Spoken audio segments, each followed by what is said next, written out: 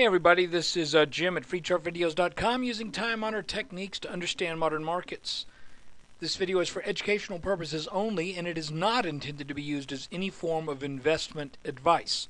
I can draw lines on charts, but you have to draw your own conclusions from your own due diligence and make investment decisions that are suitable for your personal financial situation. I'm not a licensed professional, really and truly. I'm just a guy that draws lines on charts. So let's see what happened in the S&P today. Okay, let's look at a 5-minute chart. I have made a slight alteration on this chart, extremely slight, and that is to move this line right here down just a little bit on the top side, because I think this was the bounce that we were looking for today. And there are a couple reasons why I think that, and I'll show you in just a second. But you have to understand, when you have two data points that are separated by just about a day of trading, and when those data points also were in this extreme volatility, you know, if you extend that up, if there is even 0.1% error somewhere in the chart, in the data, in the trading, you know what I mean. If there's the slightest little deviation as you extend that line out without any more touches on it for 1, 2, 3, 4 until 4.5 days later, it's prone to not really be that accurate as you extend it out. Does that make sense? It's just you don't have enough solid data. If you have 3 points, then you can really line it up nicely. But when you have 2 points, and those 2 points are so close together, and you extend that line out, any error at all, or any, I don't want to say error because this is accurate data, but what I mean is any little slop, so to speak, in the trading here or here, will lead to this line maybe not working out that well. So I, as things were shaping up today, and I started to take a look at what was going on in here, I decided to move that line, not to try to create something bullish, because actually this is a bearish pattern, but not to try to create something that's not there, but rather to try to objectively obtain from the chart what it has to offer. So let me show you why I did what I did. If we look at a 2-minute chart here, you can see that there was a rising support line underneath here that had been hit a couple times. Let's go to a 3-minute chart. So you can see 1, 2, 3, 4 touches here. Now somebody mentioned that this looks like it might be a Head and Shoulders. Well, you know, it's not really a Head and Shoulders because the right shoulder is too high, but it could possibly be a broadening formation, and it could even be that that this line right here could put an end to what this is. What's a good way to put it? This line right here could represent resistance. But let's kill that for right now because I'm still going with this big pattern. If this is a broadening pattern, it could also be that this is going to head on up here and hit this top line in the ascending wedge. That would just make this more of a broadening pattern, and that would also imply a more bearish outcome. So sometimes you get patterns within patterns. So let's go back to a 1-minute chart, and what I see here is from this level up here around 1207 or so, 1208, we started to sell down. Kind of the selling accelerated here, came up, and then finally we broke out over this descending trend line.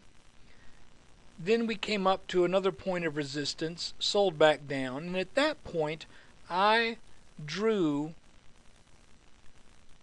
this little neckline here on what appears to be a very, very small inverse head and shoulders. So that told me this was a good spot to be in.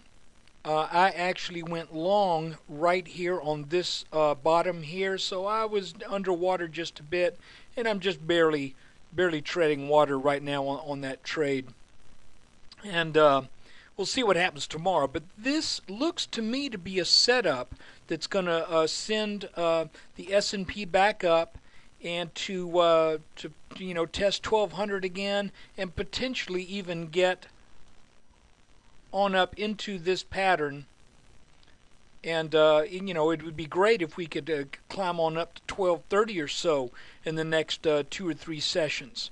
That certainly is a possibility, but we've got to watch this line.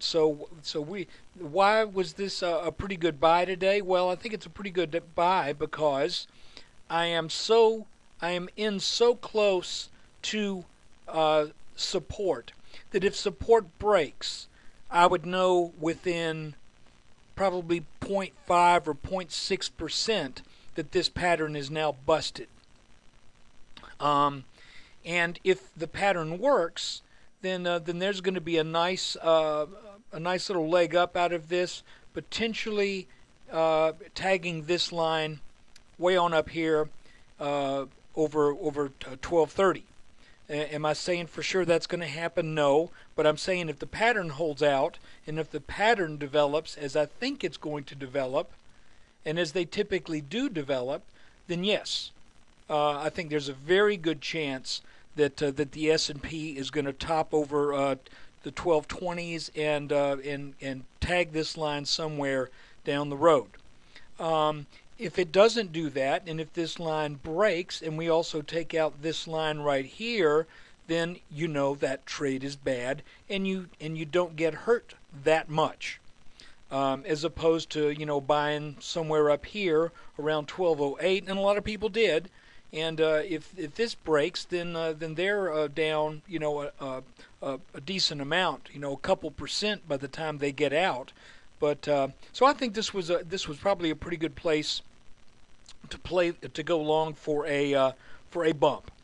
And so let's see what happens tomorrow. Again, just to remind you, I'm looking at this entire move here in between these two red lines as an ascending bear wedge. Eventually this will come on up, and once it breaks this pattern, then it should come back down and retest the lows that were set back earlier last week.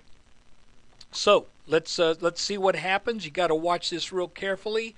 You could tell today we're starting to work some of that volatility out of the market, and if this can continue to just kind of grind on up here, then eventually this will break down in all likelihood.